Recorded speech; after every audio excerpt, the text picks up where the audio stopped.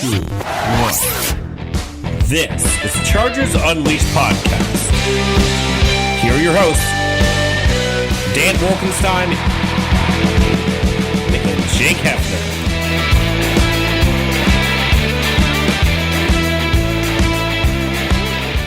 Welcome to another edition of Chargers Unleashed. Jake Hefner and Dan Wolkenstein here with you from the LAFB Network. Today's show, of course, is being brought to you by Charger Bolt Family and Bet Online. If this is your first time tuning into the show, make sure to hit that like and subscribe button on YouTube. You can also find us on Facebook, Twitter, Instagram, Spotify, and Apple Podcasts. Dan Wolkenstein.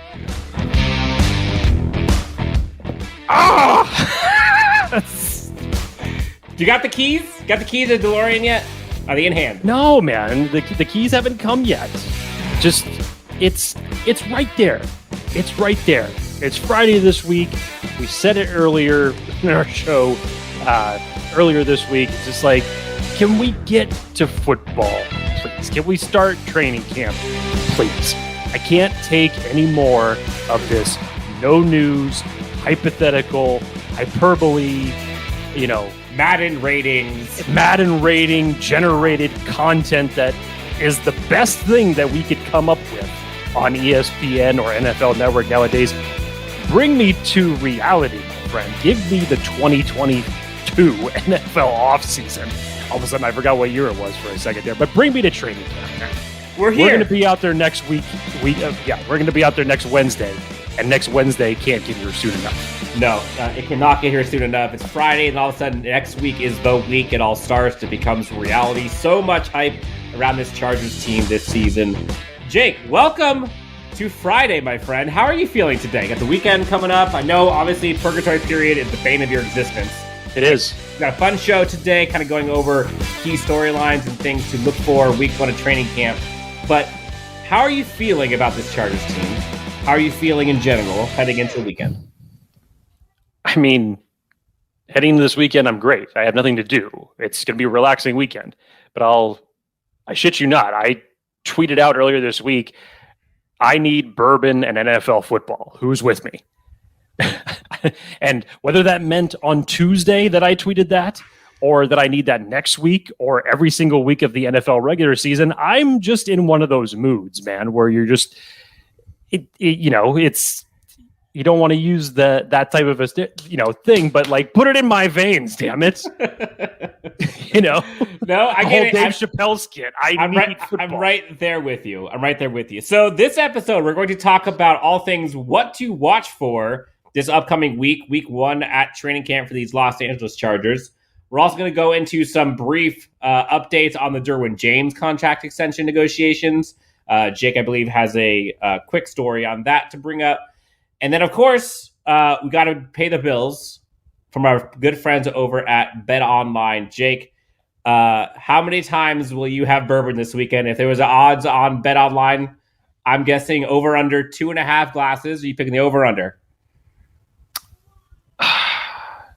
Well, see, this weekend's not that eventful for me, so I'm probably going to go with the under. Oh. There's few occasions that actually I will find myself drinking by myself. Drinking by myself. Allow myself to introduce myself. Yes, that was one of them in particular. I have done it plenty of times on this show when we're coming on here and we're talking about a Chargers loss. That's no strange feat at all. But you know what? Just a weekend like this, I probably would go with the under if I was going to be taking your bet.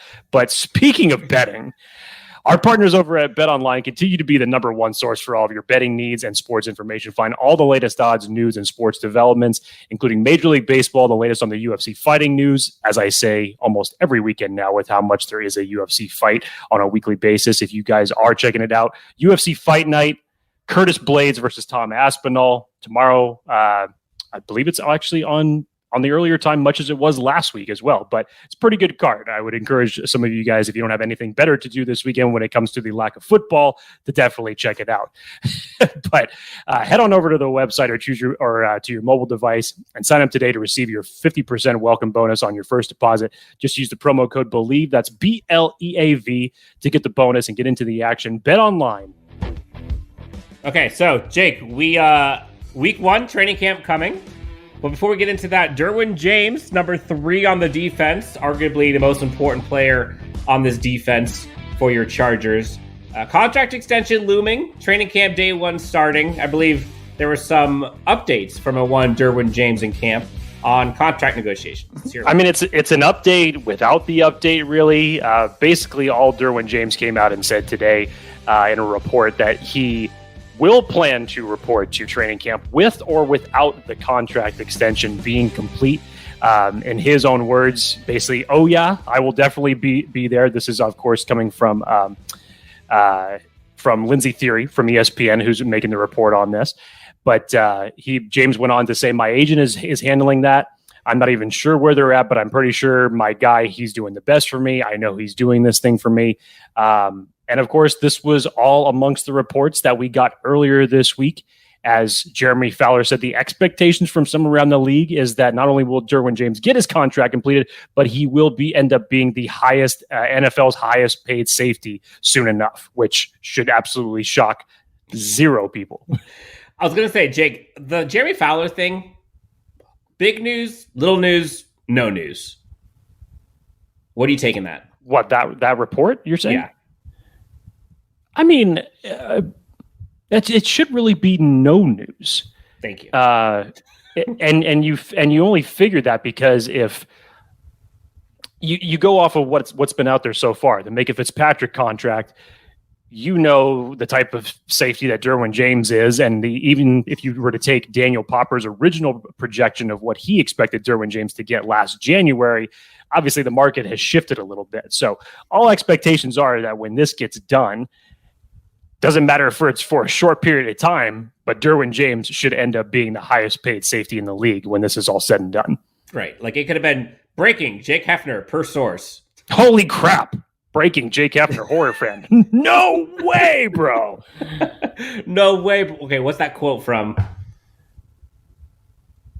What movie is that? Jake, I had more hopes than that. Someone said that. No way, bro. I mean, talk about just taking like the most vague. No, but it was said. It was said in a very psychedelic, high tone of voice. Well, it's either a movie about weed or it's a movie about surfing. I'm going to go with the first one. Okay, fine. Anyone in the comments, let us know what movie that's from. All right, Jake. Enough of that. Let's get into it. Week 1 training camp is officially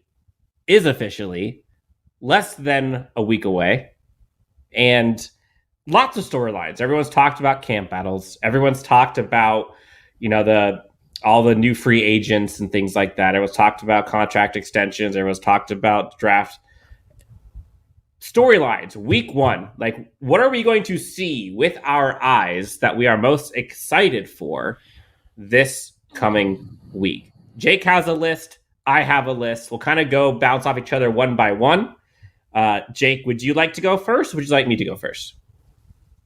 I can go first since you were so polite in presenting me the options. So chivalry is not dead. No, especially with Dan Wolkenstein, it's not. First thing that I'll be looking for, honestly, Dan, and the biggest storyline of this entire offseason, when you look at it, is how did the Chargers basically revamp this entire defense? And one of the biggest signings that obviously comes to mind in that is one J.C. Jackson.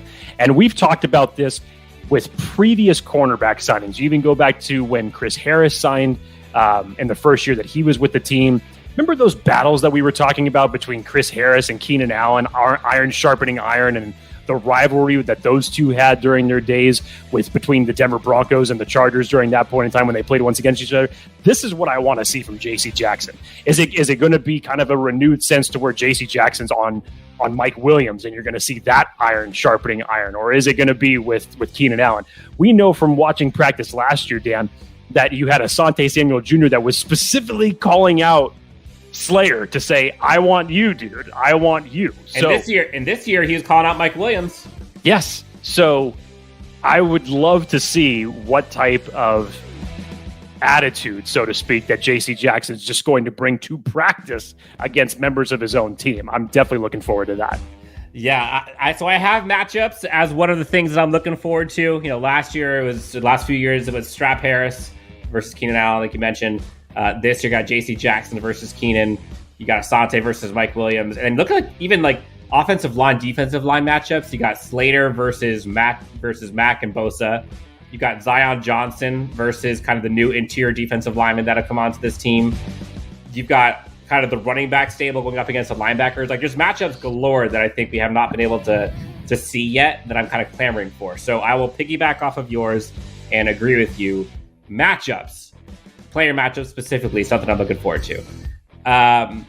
Jake, one that I'm looking forward to is you think about the secondary a year ago versus what's happened in the offseason, what's happened in the draft, and then now. We have no clue what the secondary is going to look like from a scheme perspective, but more so specifically from like a roster personnel perspective, play by play. Like we think that Derwin James and Nazir Adderley are going to be out there the most. We think that Asante Samuel Jr. and J.C. Jackson are going to be out there the most. But like we have no clue how many times we're going to see a one J.T. Woods, how many times we're going to go see a Bryce Callahan, how many times we're going to see Derwin James up as a linebacker, how many times we're going to see Nazir Adderley playing different roles. Like there's so many corners that are on this team now, which I think we've heard Brandon Staley kind of talk about and clamoring for. Like it's to me, it's kind of fascinating to see what is the secondary going to actually look like? Like where are these guys going to fit from like a down by down perspective? And it'll just be fun to see. Like week one, the smell of grass is going to be sweet, but being able to like see where Bryce Callahan and Asante Samuel Jr. play next to each other. Will they? Like, is Michael Davis really CB4? Is J.C. Jackson ever going to cover a slot? Is Derwin James actually going to be in the line of scrimmage more? Like, I think the secondary is kind of something that I'm going to be looking forward to the most coming into training camp. How aggressive, and again, this is going to be probably vanilla. They're not going to show you much, but like, personnel-wise, I'm just curious to see what those kind of tandems are going to look like. Yeah, I mean, and I can piggyback on that for a second, Dan. It's just like the first defensive scheme when they start going out there and running is, are they going to not have Michael Davis on the first team series for this first practice? I mean, who knows? I mean, what is it going to look like? Are you going to have J.C. Jackson and Asante Samuel Jr. on the outside and have Bryce Callahan kick into the middle in the slot? How is it going to work? So, you know, some of those things, while some people will make big deals about them, it is still kind of telling, as we've said, especially with the contract that Michael Davis currently holds right now, next to J.C. Jackson being the second highest paid corner that you have on your team right now. It is interesting. It is interesting. And the benefit of that is you have a lot of names with a lot of different talent to rotate in these various positions. So, yeah, I'm with you there, Dan. I'm going to flip it over to the other side of the ball. And I'm going to go with the offensive line. Obviously, we've talked ad nauseum now about the camp battles between Trey Pipkins, Storm Norton. I think we'll finally just be looking forward to seeing, okay, who is RT1, essentially? What is it that you're actually going to show us? They've kept this mum, but we can kind of connect the dots to where we know it's going to go. I will say this. Even if Trey Pipkins ends up winning the RT job, even if we come week one and it is Trey Pipkins' job from that point forward, I'm not going to lie, Dan. If I see Storm Norton out there in the beginning parts of practice as RT1, I don't think I'm going to be the only one that's a little bit upset. I'll definitely be curious and, you know, slightly backhanded a little bit, but given the smoke we've gotten from Trey Pipkins, given the smoke, given everything that you've heard from Duke Manyweather, given the reports that you've heard on just how much work Trey Pipkins has actually done to better himself, and again, what have you done for me lately? Even in a smaller sample size, Trey Pipkins has been the one that has been more productive in bigger games, and we all know what happened in week 18. That is a microcosm of the unfortunate year that Storm Norton had. So who knows what's going to happen to that? But then, Dan, don't look too far, because to the left of Pipkins or Norton is a one Zion Johnson. And of course, we're all looking forward to what he's going to bring to the table. This is still technically a big void. All the focus obviously goes to the right tackle position because that's the one that was really most exploited last year. But when Ode Ibushi was playing for this team and playing lights out and playing at a high level, which he was, I think the unfortunate play of Storm Norton kind of overshadowed the loss that Ode was when he ended up going down for the year. So how is Zion Johnson going to come in and fill those shoes? Because essentially, again, you have another offensive lineman that you're rotating that you didn't have last year, that you're trying to build this wall in front of Justin Herbert. So what is that going to look like? The better part about it is, Dan, I don't think that I have felt more comfortable or even looked forward to watching the guys who are your second string offensive linemen as much as I have this year. I want to see a combination of a line with Brendan Hymas and Jamari Salar in there. I want to see what that looks like. So offensive line in general, but yeah, specifically those two spots, there's no way that you're not going to have eyes on either one of those two spots when we come to camp. Yeah, and Zion Johnson, I think I mentioned it a little bit earlier. Like, I think it's funny. You mentioned it. It's funny, like, nobody is concerned about Zion Johnson being your starting right guard. Like, nobody is. And like, a part of me, as much as I love Zion Johnson, like, he's still a rookie. And as great as he was, as little pressures as he's given up, as little sacks, like, I get all of that. But like, it seems like everyone in Chargers fandom is just like cementing checkbox. He's great already. And it doesn't concern me, but it is a lot of pressure and a lot to put on a rookie going up against NFL talent. And so like seeing him go up against like top defensive linemen, you wouldn't think so given the Madden ratings, but Sebastian Joseph Day, Austin Johnson, Khalil Mack, like those three guys, that's a heavy dose to go after a Zion Johnson week one. And I'm sure they're going to move things all over the place for him.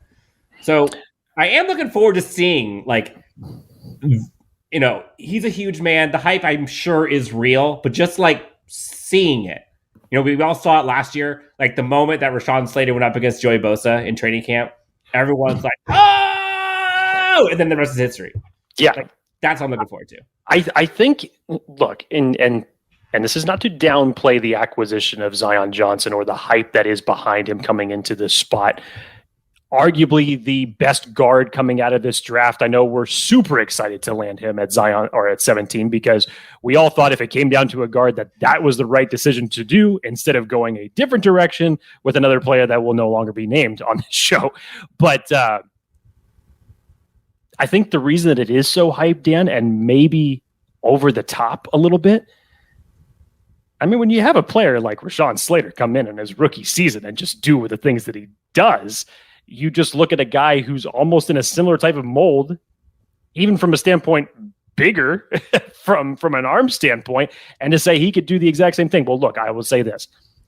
Temper your expectations accordingly. We are talking about a different position and a different animal here. So I'm with you, Dan. If we come down to a point where we're seeing Zion Johnson pancaking dudes on week one of training camp, then by all means, fire that hype train up once again and take me right to the regular season start.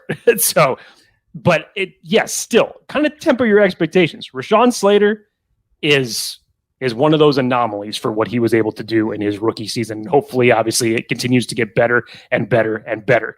But you'd hope for the same type of production from Zion Johnson. And let's also not forget, we can't overshadow this, is that the Chargers are dealing with a new offensive line coach than they did last year. So let's not forget about that transition as well. Yeah. So, and again, it feels weird being like somewhat pessimistic about this, which I'm not. I'm more just like thinking logically, like the chances of hitting home runs, A+s back-to-back years, offensive linemen, and having two blue chip guys, like that's hard to do. And sure, the Chargers may very well have done it. But like, if you see week one, Zion Johnson is, I don't know, struggling with play calls or gets beat, don't put too much stock into that. But also, like, that's the stuff that you should expect from rookies. So, like you mentioned, Rashawn Slater was an enigma. Like, that doesn't happen. He's a unicorn type player. who could play arguably all over the offensive line and succeed. All right, Jake, what I'm looking forward to seeing is specific players who I think have all of it to lose and how they come out week one. Like, I want to see what Kenneth Murray looks like week one off the clip. Does he even play, Dan? I think that's the better question. Does he play? He has to. Does he play? We haven't heard a whisper about it. And the last time that we saw him in minicamp, he's still technically recovering from injury. If I was betting money on it, if we're talking about this first week of practice, me personally, I wouldn't expect him to see him out there. But if we're talking bad news for him, right? So, but I get the point that you're trying to make. So go ahead and continue. No, but I guess that's maybe the more general question that I should have said was like, what are we going to see from Kenneth Murray? Will we see anything? Is he going to show improvements from last year? Is he going to be out there with the ones, the twos, the threes? Like, we have no clue.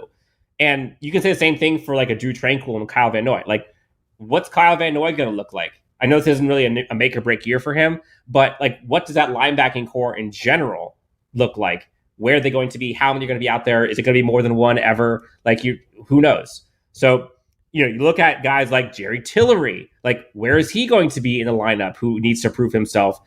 I don't think there's a chance he comes back on this team, but this is a prove it year for him as an NFL player. Where is he going to be? Michael Davis. Like, is he going to show up? Is he going to make them question if he should be CB4 or 3? Who knows?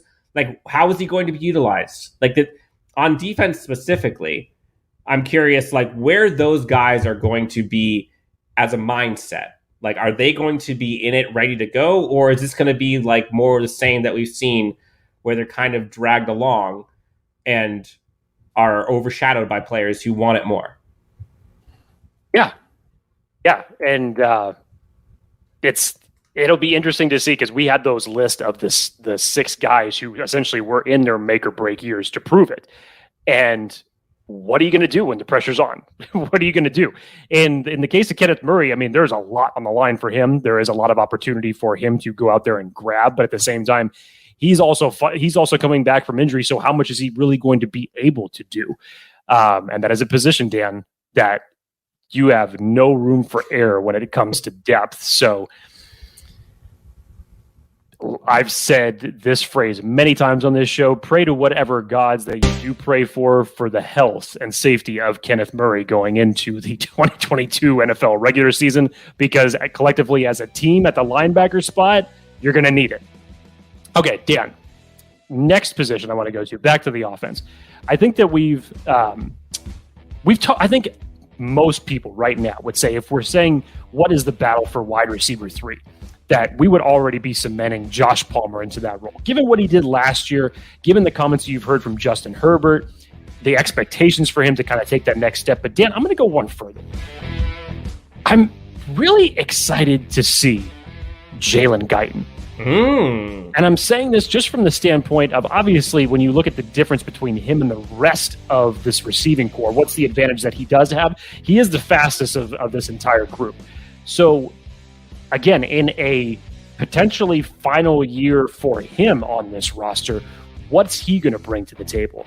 And I'd be interested to see if he's going to be the one that they're going to be throwing more deep to. There was a wide receiver not too long ago that was your guy for that, and Jalen Guyton was paired up with him for a certain 2020 season.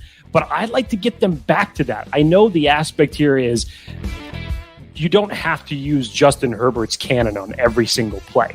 But still, I would like to see a productive camp from Jalen Guyton, if not only to give Josh Palmer a run for his money, but just kind of, competition breeding competition. But in this type of a league, Dan, especially when you get to the playoffs, you can't just rely on your 1 or your 2 wide receiver anymore. You have to look at other options. And if you can get down to a point where your wide receiver 4 is making big time plays for you, then that's a huge advantage moving forward for you offensively. Yeah, and I'll piggyback on the wide receiver part for a second. DeAndre Carter, I don't know how much we're going to see from a play standpoint. Like, I do think DeAndre Carter is probably not going to be showing us much, because they're going to try to keep some of the things they use for him like under wraps until the season starts. But like, is he going to be out there on offense ever for training camp? Like, are they practicing to kind of get him involved in the offense? And then I would probably say also Josh Palmer. everyone has talked about like how improved he is this year and kind of how hungry he is. Like, is the hype real? Like, we haven't seen much from him, but everyone's talking about it. And so, you know, a couple years ago, for example, everyone was talking about how improved Jerry Tillery was and how excited they are to see a breakout Jerry Tillery. And that fell flat. So are we going to see it with Josh Palmer? I don't know, but I'm excited to see. Last piece of the wide receiver aspect of what we're talking about here. Gotta go back to it a little bit because he was making productive plays in minicamp, but Joe Reed. Joe Reed, is the battle for wide receiver 6 on? Are the Chargers going to keep 6 wide receivers? Can he continue? Obviously, we know as of right now, according to Daniel Popper, that he's 100% healthy. But can he make that push? 2020, the Chargers kept 6 wide receivers on their final 53. Will they do it again in 2022? All right, Jake, moving on. I think you're going to like this one. Like, I know you're into metal. Everyone saw Stranger Things. You have no idea. I am looking forward to some damn cutthroat roster battles, just in general. And what music, whatever they play, like, I'm just imagining something like Slipknot, Metallica, I don't care. But like the cutthroat nature of this offseason and like the level of competition that it seems that Brandon Staley has brought to each of these positions, I don't think we've seen at Chargers minicamp ever since I've covered the team. You know, it seems like a lot of people have kind of become the incumbents, or they're kind of just handed their CB 1, 2, 3 roles, whatever it is. Whereas now you got 6, 7, 8 corners vying for spots. You've got 11, 12 offensive linemen. You've got linebackers and edge players who literally are getting picked up from the CFL like yesterday, trying to make this team. You've got tight ends galore. You've got undrafted free agents that have come in. And all of these guys are like legit fighting for a job. And so, like, secondary, that corner safety battle and those guys going after it against either one another or those wide receivers, tight ends, running backs, like, that's going to get heated. I guarantee it, because you have guys on both sides who are fighting for their lives, and it's more competitive now than I've seen since covering this team. So I think just seeing like that competitive spirit from the top down versus bottom up, I think is what excites me about this training camp. And just like the sheer, almost like internal pressure that this team, it feels like, has on itself to perform. Yeah. And that's never a bad problem to have, Dan. I mean, I can't remember a time when the Chargers, when you felt like, looking at roster wise, that the Chargers were this deep when it came to just top level competition mixed with, you know, good depth, not a huge drop off from one player to another. It's good rotational depth that obviously is going to benefit you in the long run, just from an overall production standpoint. But to your point, I love it. That secondary battle, Dan, it was hard for you and I to even really kind of figure out, was it going to be 10 defensive backs or 11 defensive backs that would make the final 53? Who is it that you're letting go? Who doesn't make it? So, I mean, what are you going to say? That interior defensive line is probably the other one. When you really look at the biggest competition on the defense, it's going to be nasty. It's going to be gnarly. And when it comes to just outright competition, I get exactly where you're going with that. We'll go to the storyline now that probably people figured, what the hell? Why did you guys not open with this one? The most obvious one, clear as day. How could you not talk about the combination of Joey Bosa and Khalil Mack and being excited to watch them? It's on my list. It's on my list. If we missed this one, then by all means, you could totally unsubscribe us if we ended up missing this one. But we didn't. But we didn't. So you're still on the hook. So Khalil Mack, obviously, the biggest thing that Brandon Staley has said of him so far this season is that he's getting him to the point where he feels comfortable. I think all expectations are, after us seeing him just go light essentially in minicamp, that by the time we get to next Wednesday, hopefully, that he's going full speed. Can't wait to see what this rush is going to look like with both guys on the field, what type of pressure they're able to bring, the type of way that they're going to be able to collapse the pocket together, because neither guy has played with a player opposite of them of this particular caliber. So it's a big deal. It's a big story. That's why everybody was basically saying the Chargers did what when they traded away a second round pick to go get Khalil Mack. So there was a reason for the heavy investment, and hopefully it ends up paying off even bigger dividends.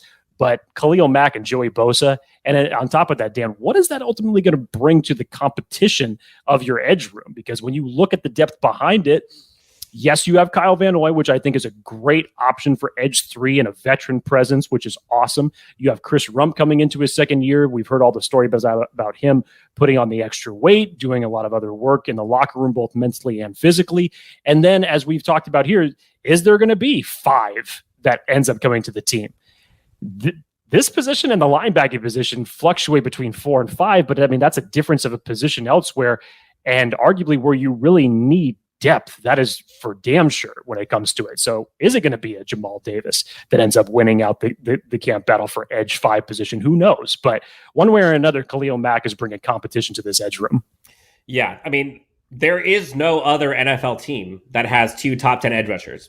Period. End of discussion. The Chargers are the only team. They're one of one that have 2 guys of that caliber to rush the passer. But we've never seen it before. No one's seen it before. And even though they've been out there, no one's really seen what it looks like. And so I agree. And again, we're probably not going to see all of like the incredible, NASCAR packages and seeing him next to like Derwin James and Kyle Van Noy and Joey Bosa, Khalil Mack, all 4 of those guys just lined up. Like, we might see it a few times, but I don't think we're going to see it week 1 for sure. But yes, to see that defensive line and just taking it outside of those 2, like just that defensive line in general. Good transition. Like seeing Austin Johnson, Sebastian Joseph Day, Khalil Mack, Joey Bosa, those 4 guys, and I'm sure there's going to be rotation, a bunch of other ones that are going to be in there. Morgan Fox, of course, you're going to have a Jerry Tillery in there. You'll have Covington. There's so many battles that you're going to see, but that core 4 that they have put together, that's what I'm looking forward to seeing. Like how good that looks against our offensive line, which that makes it tough, Jake, because the offensive line is supposed to be very damn good, right? But so is the defensive line. And so like if you see the offensive line manhandling the interior defensive line, what's that story going to be? Is that offensive line's great or is that defensive line's bad? Or vice versa? If you see, I don't know, Khalil Mack just trucking Zion Johnson, is that going to be like, oh, Khalil Mack's a stud? Or is it going to be, oh, Zion Johnson isn't doing great? Like, you talk about iron sharpening iron.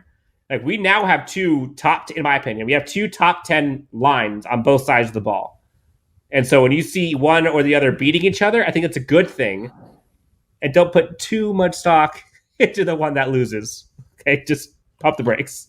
Yes, I think that is the important thing to put at the end of the little asterisk. No matter who ends up losing, don't give them too much crap when you see who it is that's beating them. And that's on either side of the ball. Unless you want to say to yourself, if Zion Johnson had a trucking of Khalil Mack, then by all means, light that fire up, baby.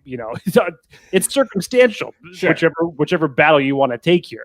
But yes, iron sharpening iron. I mean, I guarantee you, if there's a day where Khalil Mack is just going to absolutely own the rookie or own Trey Pipkins, you better believe the coaches are going to hang that over their shoulders and say, man, you better come back better tomorrow, or he's just going to keep destroying you for the next 4 weeks. So, and vice versa. Could you imagine if Khalil Mack or Joey Bosa was to get destroyed by a rookie?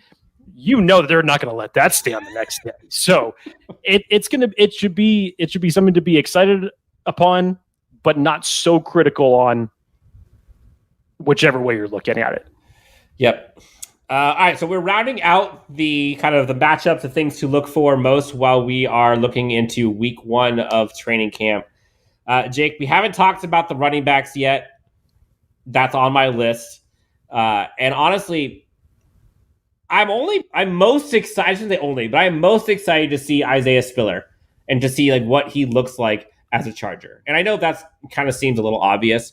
That's low-hanging fruit. But the Chargers have been trying to find an quote-unquote RB2 for years now to help with Austin Eckler's load. And they simply haven't been able to. They've missed the boat on several. You don't have to talk about it. We talked about it enough. If Isaiah Spiller can be the answer that they've been looking for the past 3-4 seasons, this offense is going to completely transform. And you're going to see so much more easy yardage converted. But if Isaiah Spiller isn't, Like, it's going to be tough, man. That's going to be tough. And again, it's hard because they're going up against a great defensive line. They're going up against a great secondary. They're going up against like a coach who's great at defense. So it's hard to judge like, oh, is he doing bad or is the defense that good? But like, there'll be things like drills, and there'll be things where, non-touch where you can see kind of if he has the cutting abilities, if he has kind of the wiggle. But I think there's a lot of pressure on Isaiah Spiller to be that guy. And I know we drafted him later than people probably thought, but I'm high on Isaiah Spiller. 3 straight 1,000-yard seasons in college at A&M. Like, the dude has it, in my opinion. And I would be shocked if he doesn't come out and raise some eyebrows in a good way week 1 of training camp. Okay. Yeah, Dan, it's an interesting point that you make there, especially on the last part where you were talking about, people believe that Isaiah Spiller was just taken, way later than what many people had expected. And then from the Chargers standpoint, look at this. They've drafted essentially 3 running backs over the last 3 years between Joshua Kelly, Larry Roundtree, and Isaiah Spiller. And when you look at that metric that you just brought up as far as where he was taken, and then you think back, oh my God, Joshua Kelly and Isaiah Spiller were taken in the same round of their respective drafts. You just look at this from a running back standpoint that the Chargers got great value, but this is how much they've been looking for that RB2. You draft 3 running backs in 3 consecutive years. I mean, that's, you're one position and a couple picks behind the old Matt Miller days of him drafting 3 wide receivers in 3 consecutive years. I mean, it's not far, but it just again shows you how much they've had that need for that position, because as great as Austin Eckler is, this is no longer a one-back league anymore. There's only so many guys that can do that, and there's not many people on the list besides King Henry in Tennessee that can carry the load the way that he can. So it's a 2-back system. You got to keep it versatile, and the competition that you're going to see here is, yes, Isaiah Spiller, as you said, Dan. I mean, yes, there's a lot of pressure for him to obviously go out and perform, but I think all of us are expecting that of him. Sure. So, yes, the expectations are high. I'm not sure if because again, we are talking about the other 2, while if you're looking at a deficit in talent, still have a better NFL experience level. So, to your point, was Isaiah Spiller, perception's reality? How are you looking at it as far as overall performance goes? But when you look at that, the competition of essentially who's going to be RB3 is really the one that everybody is not necessarily the one that everybody wants to hear, but just how is that running back room going to be rounded out when you essentially are asserting Isaiah Spiller in the RB2 spot? Yep. No, I agree. We're rounding out kind of what to look for week 1 of training camp. Jake, I think one that I have to say, I can't go without saying, the tight end room, and specifically Donald Parham finally back in the lineup after what we saw from him last year. So promising how improved he was last year, and then he went down with a horrific injury.